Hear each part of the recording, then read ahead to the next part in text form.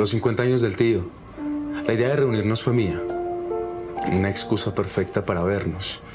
Todos estábamos sanos. Bailamos, comimos, nos abrazamos. 10 días después la historia es diferente.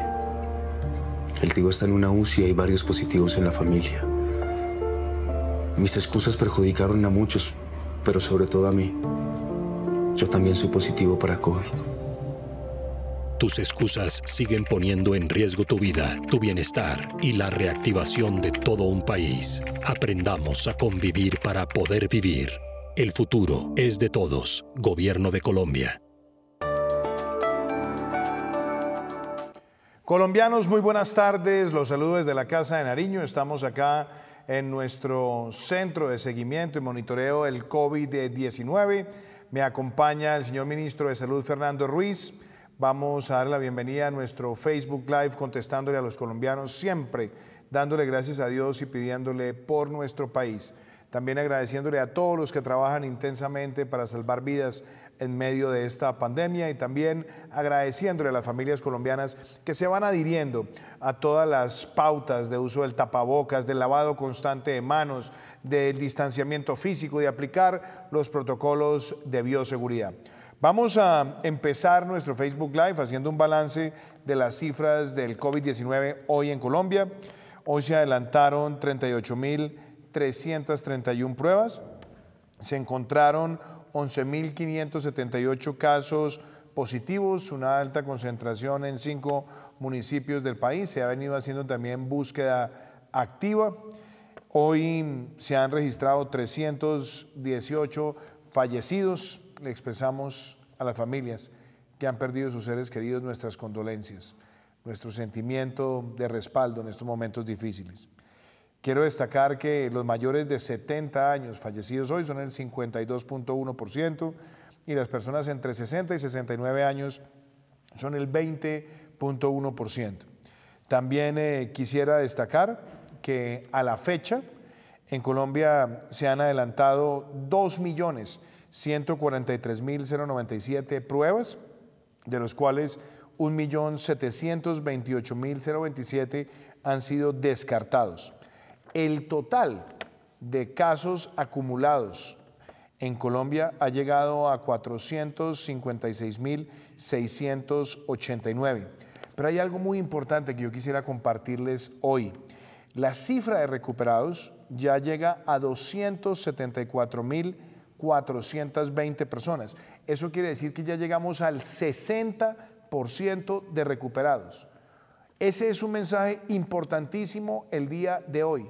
60% de recuperados de las personas que han sido afectadas por el COVID-19 en Colombia y por lo tanto los casos activos son 166.514.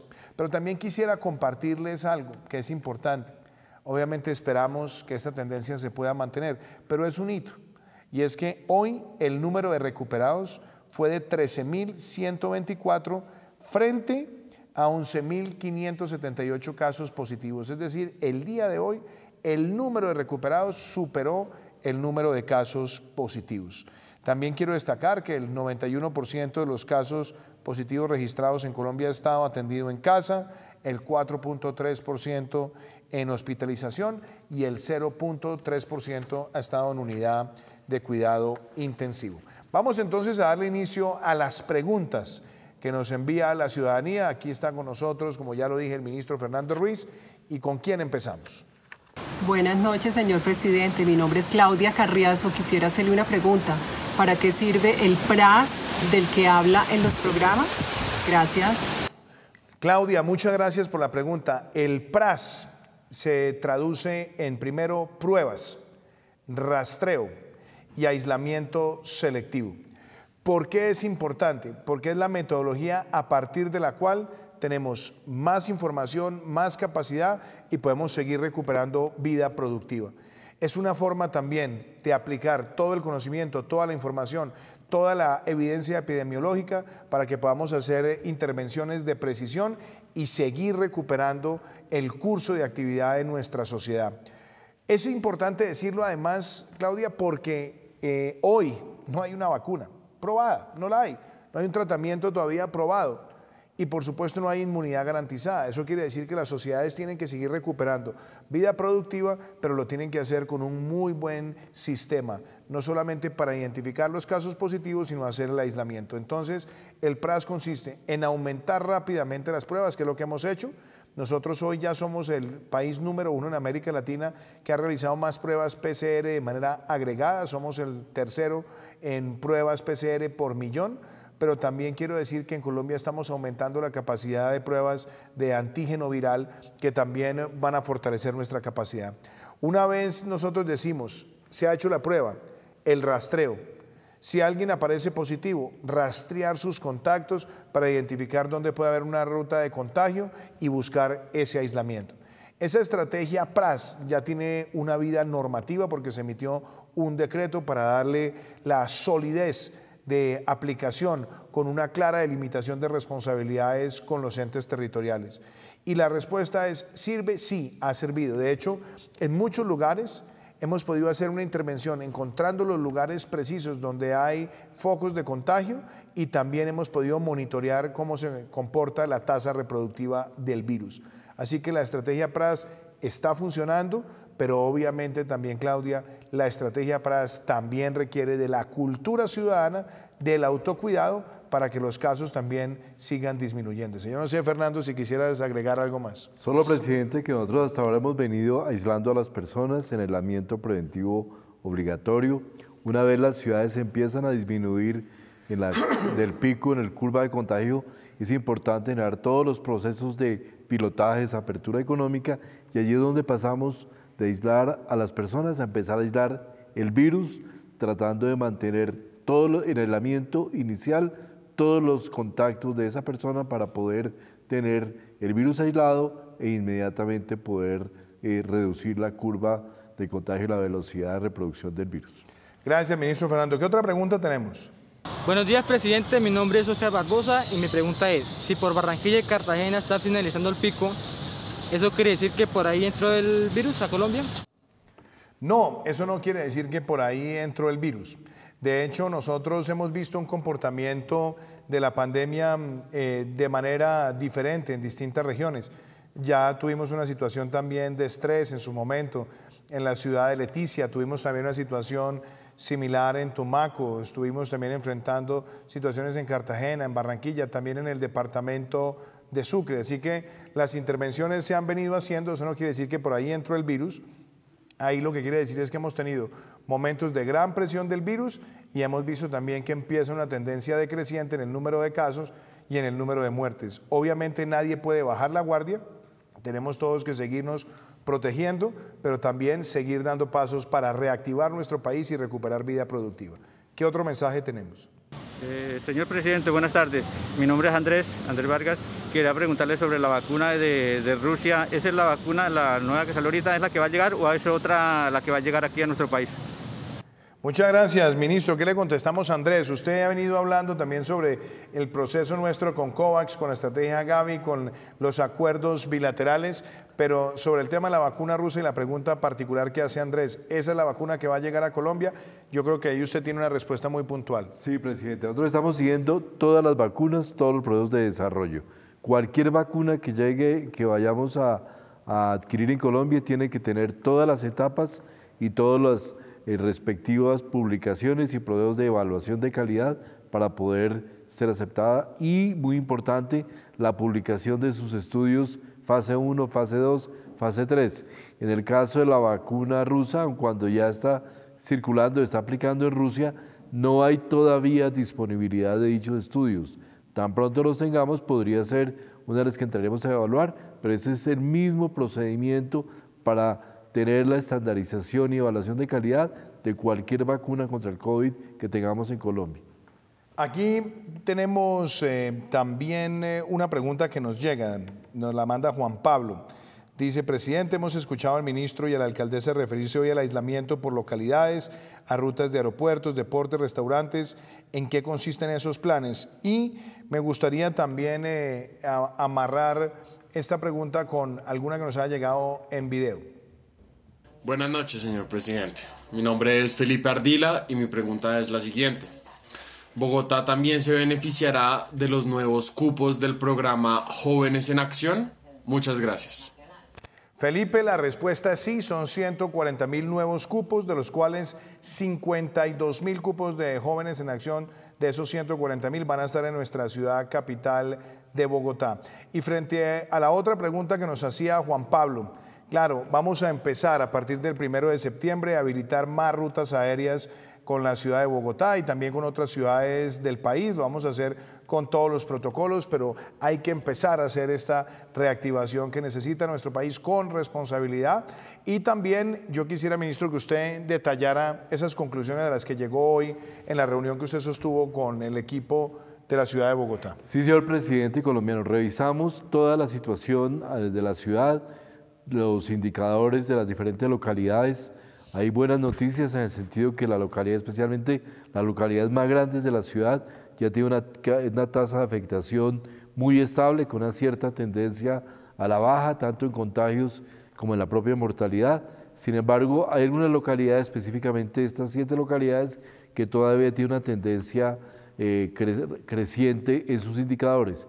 Por esta razón, tanto a partir de los datos del Ministerio, del Instituto Nacional de Salud, como de la Alcaldía, se evaluaron y se llegó a la conclusión de que estas localidades deberían mantener por lo menos un periodo subsiguiente de aislamiento preventivo, que evaluaremos el día de este lunes en 8 en el comité asesor, en los próximos 7 días, y si hay localidades que ya hayan superado esta situación, vamos a abrirlas y vamos a terminar allí el aislamiento preventivo obligatorio. Lo más importante es que tenemos la claridad que la situación de pico en la ciudad ya se encuentra inminente, ya estamos probablemente, de acuerdo con los modelos, entrando en la estabilización, y aquí lo que aplicarás de aquí, de septiembre en adelante, es una situación en la cual generaremos aperturas con pilotajes muy específicos, como este tan importante de la apertura en el aeropuerto, con un 12% inicial desde la primera semana de septiembre, que representará probablemente la apertura, presidente, de 15 rutas a diferentes ciudades del país, lo cual obviamente genera una posibilidad ya muy grande de empezar a interconectar Colombia desde su aeropuerto más importante, el hub central, que es el aeropuerto El Dorado. Muchas gracias, ministro Fernando. ¿Qué otra pregunta tenemos? Aquí nos manda esta pregunta José Parra. Señor presidente, ¿cuándo se acaba la cuarentena para nosotros los hipertensos? Don José, yo quisiera contestarle lo siguiente, y en esto es importante hacerlo con mucha claridad. Hoy, sobre el COVID, ¿qué sabemos? Primero, que no existe una vacuna, se está avanzando en desarrollarla, pero hoy todavía no hay una vacuna aprobada. Estamos además viendo una carrera de tecnologías para mostrar cuál puede tener efectividad. 2, sabemos que frente a esta enfermedad no hay un tratamiento efectivo. 3, sabemos que alguien que ha adquirido el virus no queda inmune, por lo menos con la evidencia que el mundo tiene hasta ahora. Ahora, 4, y es muy importante decirlo, esta es una enfermedad que empieza a aumentar su letalidad en la medida en que las personas van avanzando en edad. Más del 50% son personas mayores de 70 años, es decir, más del 50% de las personas fallecidas son mayores de 70 años, y alrededor de un 20, un 23% personas entre 60 y 69 años. Pero, ¿qué quiero decir? Muchas de las personas, y me refiero a más del 90% de las personas que han fallecido, tienen preexistencias y tienen comorbilidades. Y usted pregunta, ¿cómo hacemos o cómo hacen, las personas hipertensas? Las personas hipertensas tienen un alto riesgo, porque cuando se miran las preexistencias, que guardan además una relación más alta con la letalidad, la hipertensión marca de manera significativa. Por lo tanto, el mensaje para todas las personas que tienen hipertensión tiene que ser de extremo cuidado en el uso del tapabocas, en el distanciamiento físico, en el lavado de manos, en los protocolos de bioseguridad, pero también la otra cosa que yo quisiera resaltar es que se requiere una mayor protección en las actividades cotidianas. Casi que las personas que estén en situación de hipertensión crítica, en la medida de lo posible, deberían estar mucho más en el teletrabajo o tener mucho más cuidado en la forma en la que interactúan con otras personas. ¿Por qué? Porque sabemos que esta enfermedad va a estar por un periodo más largo del que todos quisiéramos.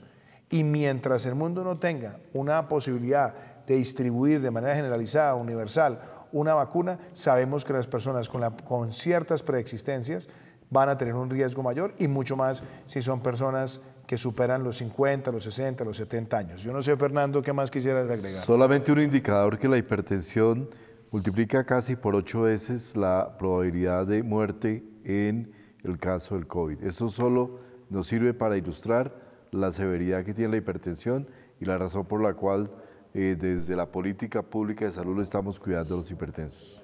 Gracias, ministro. ¿Qué otra pregunta tenemos? Hola, presidente Duque. Mi nombre es Andrés Felipe León Hernández, los saludo desde San Martín Meta. Y mi pregunta es, ¿cómo vamos a recuperar ese 15.7% que perdimos en el segundo trimestre de 2020 en lo que resta del año? Andrés, muchas gracias por esa pregunta y yo quiero empezar diciendo lo siguiente. Primer trimestre del año, nuestra economía creció el 1.4%. Fuimos de las economías en el mundo que más creció en el primer trimestre de este año, también en el entorno latinoamericano. Empezamos a ver el coletazo, los efectos del COVID-19 a finales del mes de marzo. Yo lo dije prácticamente desde el mes de abril en una intervención. Yo dije que el segundo trimestre del año 2020 sería el segundo trimestre más duro que se haya visto en la economía mundial, en la economía de muchos países y por supuesto también en la nuestra. ¿Por qué? Porque las medidas para contener el crecimiento exponencial del virus traía consecuencias también sociales y económicas. Pero también importante contestar lo siguiente, Andrés, y es que hemos visto el comportamiento mes a mes. Yo diría que en el mes de abril tocamos un fondo duro porque llegamos a un menos 20%, después en el mes de mayo estuvimos alrededor de un menos 16%, después en el mes de junio en un menos 11%. En la medida que nosotros vamos recuperando vida productiva, vamos disminuyendo ese golpe. Pero también a personas que me han preguntado, y aprovecho también para decírtelo, Andrés, este no es un tema exclusivo de Colombia. Este ha sido el segundo trimestre quizás más duro que se haya visto en muchas economías. Yo, por ejemplo, quisiera contarte lo siguiente. México registró en el segundo trimestre una caída del menos 19%. España, una caída en el segundo trimestre del menos 22%. Francia, menos 19%. Italia, menos 17.3%. Portugal, menos 16.5%. La zona euro, menos 15%, Canadá menos 13.5%. Nuestra economía registró una caída del menos 15.7%, que estuvo inclusive por debajo de las expectativas que tenían muchos analistas, pero sabemos que el reto para contestar de manera muy específica a tu pregunta es recuperando por un lado la actividad económica con estos protocolos de bioseguridad y observando todas estas normas de distanciamiento y por otro lado lo que le hemos planteado a Colombia, que es el compromiso por Colombia, donde queremos acelerar proyectos de inversión que superen los 100 billones de pesos y que estén orientados a generar más de 1 millón de empleos. Entonces, ahí hay dos temas que son bien importantes y yo creo que en la medida que vamos haciendo una recuperación con mayor responsabilidad, esperamos tener un mejor desempeño en términos económicos. Pero ahí estamos viendo cómo este segundo trimestre golpeó a todo el mundo, obviamente también nos golpeó a nosotros, pero vemos también en el comportamiento mes a mes que en la medida que hacemos una recuperación con más responsabilidad, vamos amortiguando esos efectos. Obviamente este será un año donde la economía mundial tendrá un decrecimiento negativo y nosotros tenemos que apuntar a que todas las inversiones que nosotros hemos planteado en el compromiso por Colombia y la reactivación nos permitan tener una rápida recuperación en el año 2021 y en lo que nos queda del año, obviamente apuntando a que en el año 2021 nuestro crecimiento esté por encima del 5%. ¿Qué otra pregunta tenemos? Aquí nos la manda Angélica Odama. ¿Cómo debe realizarse el cerco epidemiológico si en una empresa hay casos positivos de COVID-19? Ministro Fernando, ¿qué le contestarías a Angélica? Esta pregunta es muy importante, sobre todo en el momento en el que nos encontramos ya saliendo del pico y con las medidas que se ha tomado para reducir todo lo que es aislamiento preventivo obligatorio. Cuando ya tenemos una situación, cuando estamos en aislamiento preventivo, el lugar más importante de contagio es el hogar. Cuando ya estamos en un momento de flexibilidad como el actual y vamos hacia la apertura de la economía, el lugar de contagio más frecuente para el COVID-19 es el lugar de trabajo. Por esa razón es muy importante y está planteado dentro del programa PRAS. Ahí debe hacerse la identificación inmediatamente de la persona que es sospechosa o que está sintomática. Esa persona debe entrar en aislamiento preventivo incluso antes de aplicársele la prueba, debe irse a su casa, mantener todos sus contactos familiares deben estar inconvenientemente aislados, y si esa persona está en el régimen contributivo se recomienda teletrabajo para todas las personas que están alrededor de ellas, adultos que puedan trabajar. Si esa persona pertenece al régimen subsidiado, dentro del programa PRAS están planteados unos apoyos, unas ayudas para poder mantener el aislamiento toda la familia, y deben ser los empresarios absolutamente activos en identificar a las personas que están dentro del contacto, reportar la situación a las respectivas EPS y a las ARLs para plantear también programas de protección en el ámbito de la empresa, para así evitar que haya mayores contagios y que termine afectando la fuerza de trabajo de las empresas. Gracias, ministro. ¿Qué otra pregunta tenemos? Muy buenas tardes, presidente. Mi nombre es Lady Caterina Acuña. Quisiera saber, en estos tiempos de cuarentena, ¿cómo hacer para cuidar la salud mental de nuestros adultos mayores? Lady, muchas gracias. Justamente con el ministro Fernando y en nuestro espacio de prevención y acción hemos invitado a psicólogos, psiquiatras, geriatras que nos han ido compartiendo muchas de sus ideas, de sus propuestas. Yo creo que hay un tema afectivo que es importante, acompañar a los adultos mayores con muchísimo afecto, mostrarles que esta situación que ha sido tan tediosa y difícil para ellos se ha ido manejando tratando de proteger su vida, su integridad. Hay que buscar también que ellos al interior del hogar estén siguiendo las pautas de seguridad, el uso del tapabocas, el lavado de manos, no estar acercándonos a ellos, a abrazarlos, a besarlos, a tomar sus manos cuando venimos de la calle, tener además el uso del tapabocas cuando nos vamos a aproximar a ellos, aún dentro del hogar.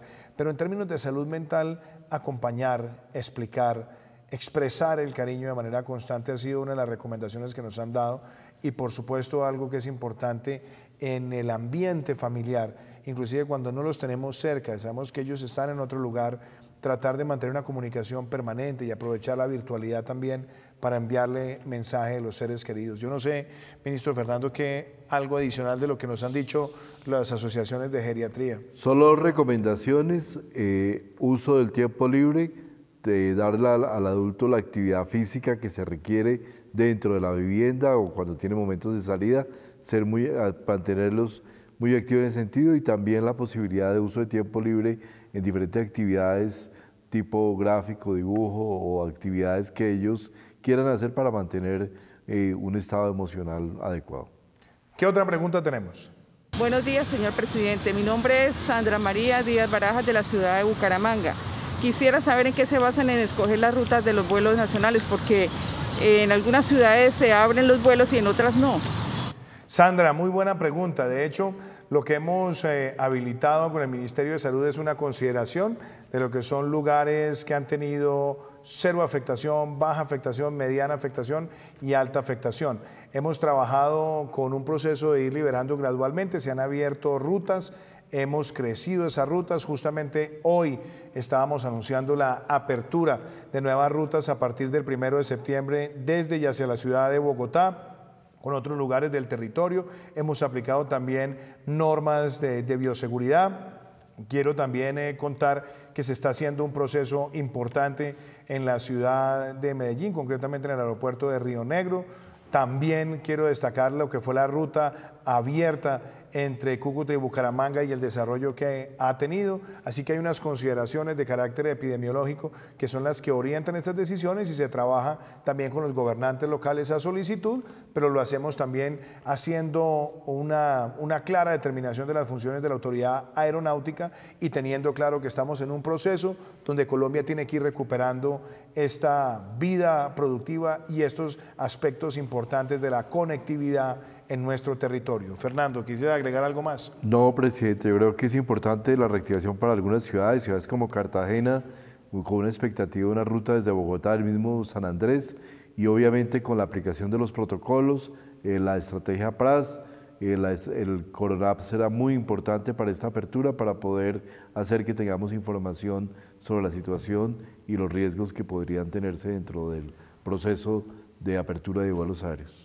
Bueno, y se nos está acabando el tiempo en nuestro Facebook Live de hoy. Creo que hemos contestado varias preguntas a los colombianos. Mañana estaremos también contestando sobre el tema de salud, sobre la apertura de rutas aéreas y también estaremos abordando temas que tienen que ver con la reactivación económica, con las cifras de crecimiento. Yo quisiera despedirme con este mensaje de autocuidado. También invitarlos a todos a que sea la cultura ciudadana el complemento ideal a todas las medidas. Protegernos para proteger a los demás. Mañana estaremos a las 6:30 contestándole a los colombianos sus preguntas. Muchísimas gracias, que Dios los bendiga. Trabajé durante años. Un día llegó el rumor del COVID. A mí me daba igual. Duelen mucho las orejas. Era mi excusa para no usar el tapabocas. Mis empleados se contagiaron. Mis clientes dejaron de ir. Había días que no bajaba bandera. Quebré. Mis excusas para no usar el tapabocas perjudicaron a otros, pero sobre todo a mí. Me tocó vender mi negocito. Tus excusas siguen poniendo en riesgo tu vida, tu bienestar y la reactivación de todo un país. Aprendamos a convivir para poder vivir. El futuro es de todos. Gobierno de Colombia.